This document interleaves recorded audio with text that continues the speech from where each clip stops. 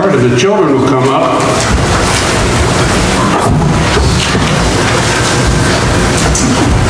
I need to move my chair. I got it. Yeah, I got it. Do you guys want to go up there?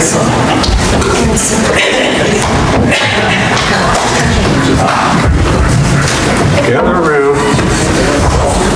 I see that we have. No. Who did you? Yeah, don't sit on that, please. Who you got with you there? Who is that? Flu. And what is flu? A monitor? A Komodo dragon. Do you like Komodo dragons? You know, God created a lot of different creatures. Pardon me.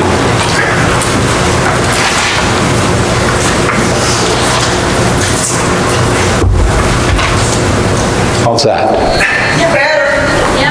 Yeah. I'm actually, I have a new microphone, by the way. I was informed that because of my Parkinson's, apparently I'm speaking more softly. Which may be a blessing, actually. Oh, I did. Hey, what are you guys messing with that? Are they messing with that? Yeah. All right. Come over back over here, kids. Come on, don't mess with that. Come on. Come on. Come on. Obedience is very important. Yeah, it is mine. It belongs to the Lord, doesn't it? Yeah. Okay. So God created a lot of different creatures, right? Why?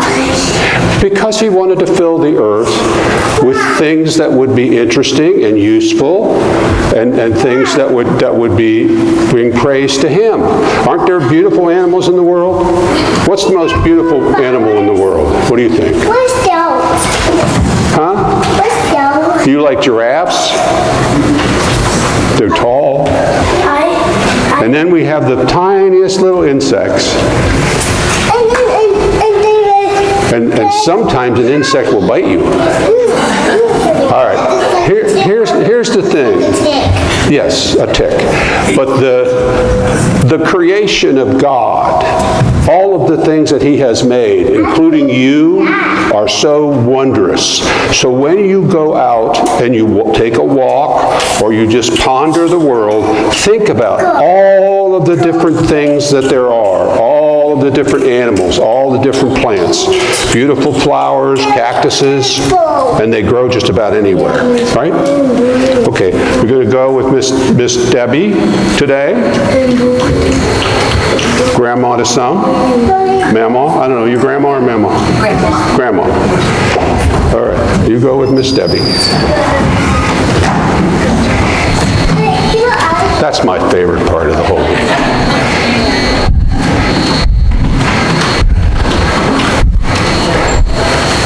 I've said it before, but preaching to those children is like preaching to a bunch of cats. Because they kind of listen and they kind of don't, But that's good, because my ultimate goal is that someday they'll remember something that I said without even being aware of it. So, I have a friend up at seminary, and he was telling me this story about how he was preaching about how important it is to read the Bible. He's preaching about, read the Bible, read the Bible, read the Bible. Well, he was a single man. He had been widowed, so the families tended to ask him over for dinner on Sunday. And he actually went to this one family, and he went there about 5 times. And on the 5th time, the husband said to the wife, every time he comes, one of our butter knives is missing. I think he's taking the butter knives. He said, oh, he wouldn't do that. Oh, I don't know.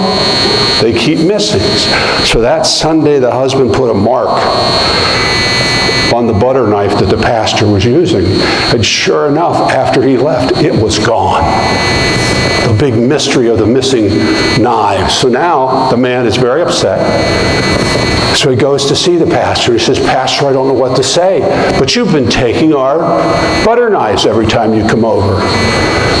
how can you do that? He says, well, I never took them. He says, you know that Bible that's on your coffee table? Look inside that.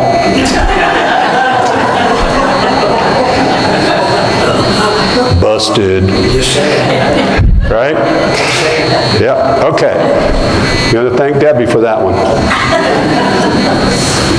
Do not be afraid. That's what it should say. But instead it says, do not be not afraid. Right? That's because I made a boo-boo. Be not afraid. All right? I'm sure you knew what I meant, even though I didn't say what I meant. All right, so let's have an opening pastoral prayer, please. Heavenly Father, teach our hearts to not be afraid and to trust in you. Teach us to always remember your word and to read your word and not lose butter knives.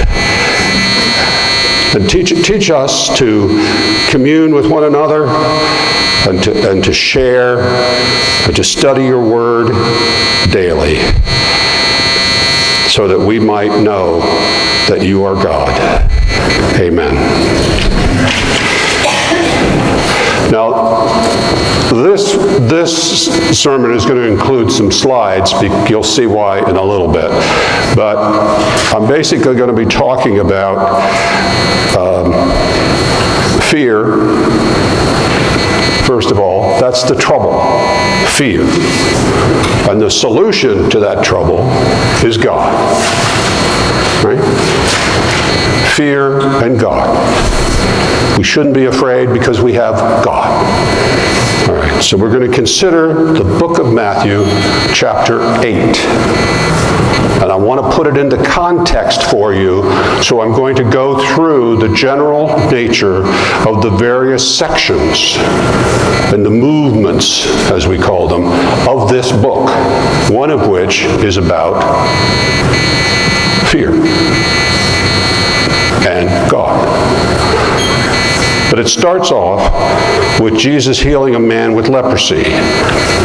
That he answered the man by saying, I am willing, he said, be clean. Immediately he was cleansed of his leprosy. Tells you a lot about God. And then the second section I want to summarize with a single line is the faith of the centurion who had gone to Christ asking for a healing of his servant. And Christ offered to go to the man's house. And the centurion said, Lord, I do not deserve to have you come under my roof, but just say the word, and my servant will be healed. Well, that's faith. It turned out the servant was healed. And then there's Jesus heals Mary. Mary, the mother-in-law of Simon. She had a fever. And he, Jesus, touched her hand, and the fever left her, and she got up and began to wait on him. There's Jesus bringing healing. And then there's the cost of following Jesus when a rich man asked him what he needed to do to follow him. And one of the things was that he wanted to go to his father's funeral. And this is a pretty famous quote, I think. And Jesus told him, follow me and let the dead bury their own dead. Seems a bit harsh, but I think his point is that this world is for the living, and he was there for the living. And the dead have already passed over, so you need to live your life for the living. And then the one that is the subject of this sermon is Jesus calms the storm. And he tells them, after he has done so, you of little faith, why are you so afraid? And then it ends with Jesus restoring the two demon-possessed men. If you drive us out, they said, send us into the herd of pigs. We all know that story. The herd of pigs ran into the ocean or into the Sea of Galilee. So that's the overview of, pardon me, the pages sticking together, of Matthew 8. So let's get to the particular verses that I wish to discuss today. Verse 23, then he got into the boat and his disciples followed him. Suddenly, a furious storm came up on the lake, so that the waves swept over the boat. But Jesus was sleeping. The disciples went and woke him, saying, Lord, save us, we're going to drown. That's the fear. They were sincerely afraid of drowning. I mean, you've got waves that are so high that they're coming over the gunnels. You know what the gunnels are? That's the top of the side of the boat. So the waves are coming over and they're getting into the boat, and that puts the boat in danger of either capsizing or just outright sinking.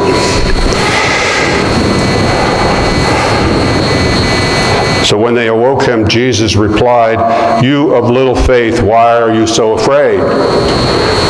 Then he got up and rebuked the winds and the waves, and it was completely calm. So the resolution of the storm was Jesus commanding the storm to stop. So if you have a storm in your life and you pray and you wake up Jesus and ask for his help, he will calm the storm. It's what he does. That's what he does. And then Matthew 28 says, the men were amazed and asked, what kind of a man is this? Even the winds and the waves obey him. They do that because he is man, but he's also divine. And therein lies the reason why we do not need to be afraid. We have a divine Lord who's all-powerful, all-knowing, all-present. He knows your every need before you do. He's given you the tools to face life. It's not a life without fear. We're not intended to live a life of calm and reassurance at all times. We have storms. Everybody has a storm in their life. Some of us have bigger storms than others, right? And sometimes the storms last a very long time. Sometimes they're short-lived. You know, you're driving down the road with your husband and suddenly he passes out and he goes off the road and hits something, right? That's a short-lived storm. But God can be with you and can keep you safe despite that particular storm, right? Your spouse might become very angry with you about something. It may not be just, but she's angry with you about something. Well, you know, that's something most of us men kind of fear a little bit. Amen. Okay? It's not something that, I mean, it's a lot, you guys have a lot of power, okay? And I can tell you that when that happens to me, I pray. Mostly I shut up and then I pray. Because there's no good can come from argument. Yes? Sometimes it's just best to bow your head and do what you're told. But anyway, there's all sorts of things. I mean, loss of a job. That's heart-wrenching. I know from personal experience. One of the partners in the law firm that I worked for when I was younger was stealing my hours. He was in charge of the billing, and he made it look as though what I was doing, he was doing. So it looked like I wasn't doing any work. As a result, the partners decided that I was lazy, and they let me go. I later found out that that partner was prosecuted by the federal government for mail fraud because he was sending those bills in the mail, and if you send a false legal bill in the mail, that's mail fraud. And he went to federal penitentiary for it. Yes. But I felt pretty low. That never happened to me before. And then when I found out it was unjust, I was mad. You know, but by then, it was years later when I found out they weren't interested in me going back there, and I wasn't interested in moving back to Dayton because I'd already moved to Cincinnati. And it really didn't have any long-term effect on my career, but it certainly had a long-term effect on my self-assurance, my self-esteem for a short period of time until I got hired by somebody else. Yeah, it was tough. And there are other things that happen to you in your lives. You know, loss of a daughter for me, loss of a niece for us, too young. The loss of my father when he was only 58 years old. Kyle's loss of his father when he was very young. Correct, Kyle? And that's hard. But God gave you strength, and you came through it, and now you have a very nice family, and you're doing an excellent job with leading our joys and concerns. Don't you think? He's doing a great job. Like a lot of things in this world, sometimes you start something and you're not really sure whether you're going to be any good at it, but then you grow into the role. You, sir, have grown into the role, and I appreciate it. Your predecessor did the same thing, and we have other people in the church that have done the same thing. And that's what we need to do. We need to learn from what we have suffered through, and we need to appreciate that God brings us through it. Over our fear and apprehension, if we turn to God, He will bring us through it. Amen? It may not be the solution that we thought it should be, but in one way or another, He brings us through it. There was a story of a bunch of nuns who were captured by the Japanese in World War II. And they were interned by the Japanese. And the Japanese soldiers, it was a prisoner of war camp that included a lot of women and a lot of different groups. And the nuns were all in one barracks, and the others were in the other barracks. A lot of the other women were raped and abused, but none of the nuns were. And the reason is because they all had lice, and they had other things that were just too gross for the Japanese to have anything to do with them that way. But when you stop to think about it, that was God protecting them.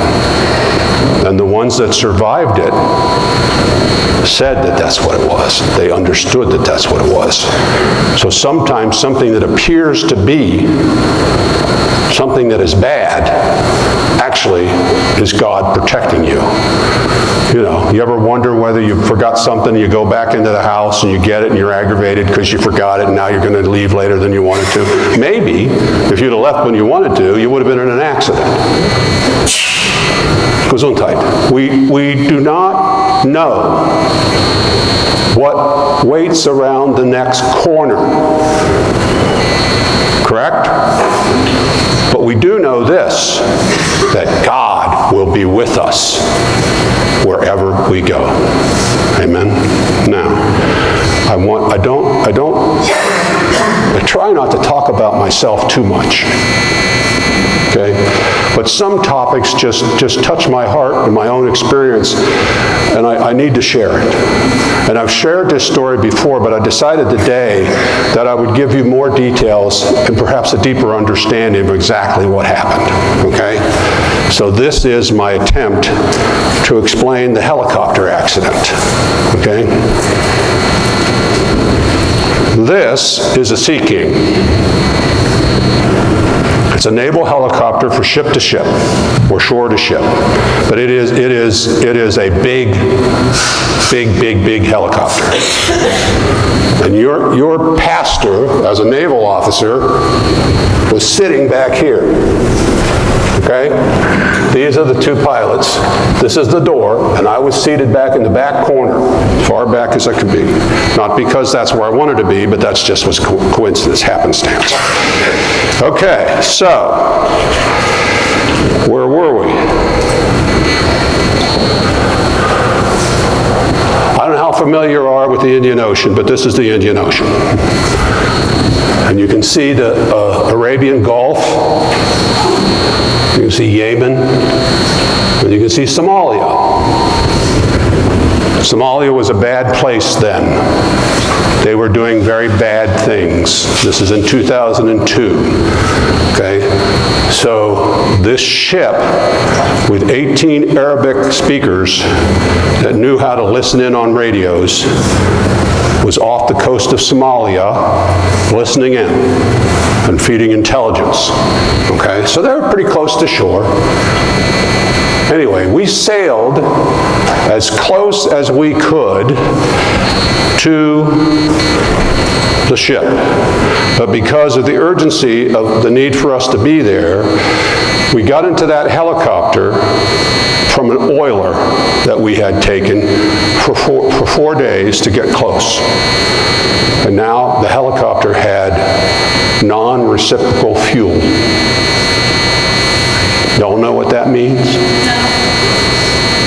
It means it had enough fuel to get where we were going, but not enough to get back. So once we got past the halfway point, we were committed because the closest place to land would be where we were going. So we got about halfway there, made the decision to keep going, okay?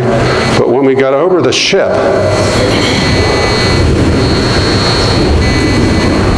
40-foot seas in a typhoon.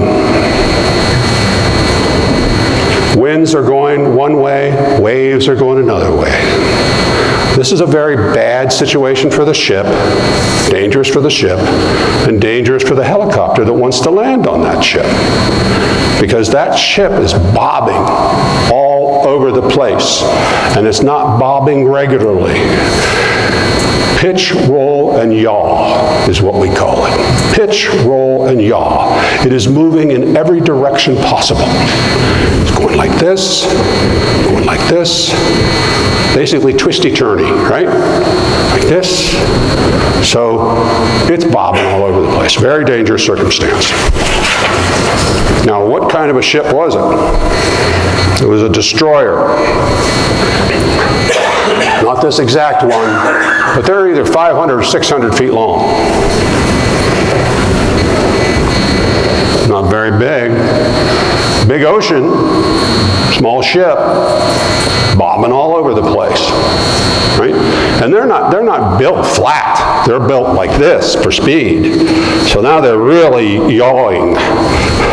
They're doing this. In addition to this and this, they're rolling, right? So the landing pad is on the back of the ship, aft, all right? That's where the helicopter has to land, on that little tiny spot. And it's a big helicopter. There's barely enough room for that helicopter to land on that ship. On the best day, it's dicey. So this gives you an idea of what it looks like when they're landing in perfectly calm seas. You see the difference between the size of that aircraft and that landing field, landing place? It's not very big. There's not a lot of room for error. Now, you're landing in calm seas, there's plenty of room. That ain't a problem. You get in there. But imagine, this is doing this, and it's doing this. And the helicopter, in order to land, has to maintain its orientation to the ship. So when the ship does this, the helicopter has to do this, so that it can go straight down onto the deck. You can't go down like this. You go down like this, you hit one strut first, and you're done, okay? Now, the other thing is, the ship has to go into the waves. It has to go into the waves because if it didn't do that, the waves would capsize the ship. So you take the pointy end, the bow, and you go into the waves 90 degrees. You can't bury that, 90 degrees. Otherwise, you risk capsizing. Now, on that ship, there were 260 souls. On that helicopter, there were 6. That ship cost $1 billion. That helicopter cost about $10 million. So which do you think the Navy cares more about at this point? The 6 of us on that helicopter, or the 250 people on that ship. And the captain is responsible for that ship. He has to protect that ship. That is his number one duty, protect the ship. Okay? So, we got over the ship. The seas are 40-foot seas. The sea level goes up 40 feet, goes back to sea level, and then 40 feet down. There's an 80-foot difference between the trough and the crest. So that ship that's bobbing is going 80 feet in the air, 80 feet up, 80 feet down. And it's being tossed by the ocean, the force of the waves of the ocean. Okay? So this is a very dangerous thing we're about to do. And so our pilot asked permission to land. This was denied. It was denied because we still had too much fuel on board. Because essentially we were a bomb at that point. Because if we landed wrong, we'd blow the bow or the stern of that ship right off and sink the whole thing. Kill everybody aboard. Set fire to it. It would be a fiery bomb. So he still hadn't decided whether he was going to let us land, but he said we needed to circle the ship to run out of fuel before he would even consider it. So here we are in this storm that's buffeting us just as much as it's buffeting them. We circled that ship for an hour, another hour, 2.5 hours to run out of fuel, circling that ship. Okay? That gives you a lot of time to think, don't you think? What do you think about when you realize that a lot of bad things can happen and only one good thing, right? There's a possibility of a miraculous event in which your aircraft will be able to land safely without incident on that ship. And short of God stopping that storm, that was going to be pretty difficult. So that was the least likely of all of the outcomes. The next outcome, which was probably better than others, would be that we would be able to land in one fashion or another, but not correctly on the deck and not fall off.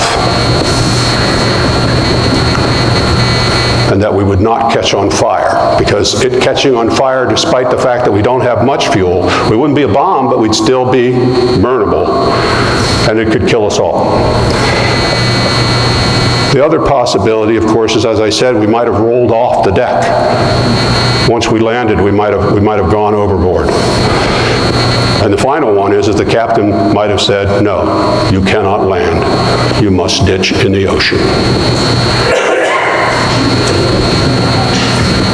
All of which didn't sound good to me. But I can tell you that being a trained naval officer, that I went through all of my training and what I should do depending on the circumstances. I had a life vest on.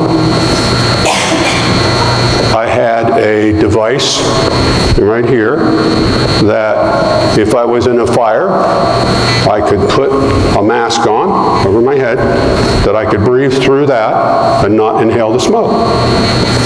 My uniform was cotton. It was not polyester, because in a fire, polyester will melt right into your skin. The cotton will just burn, which is a lot better. And I was going through my mind, where's the exit? And how are we going to get out of here? And since I'm the senior officer, I'm going last. I'm going last. Okay? The pilots each have their own door. They're going this way. But the rest of us have to go through that single door. So I would go last. Had this all worked out. And then I started thinking about my own imminent demise. And I felt the reassurance of God. I was apprehensive. I didn't want to die by burning to death, and I didn't want to drown. But death itself did not cause me fear. because I trusted in God that if I died, He would be with me. And if I didn't die, He would be with me no matter what happened. So the reassurance of God overcame my fear. And then I prayed for Debbie and the rest of the family that if I was to die, that they would be okay. That's my personal experience of one of the most fearful days of my life. I had others in the war, but that one's sort of, it's easier for you to understand, I think. Easier for you to identify with. So the point of my story is this. We have fear, but we have God. And when we're afraid, if we turn to God, He will help us. He will lift us up. He will protect us. And He will give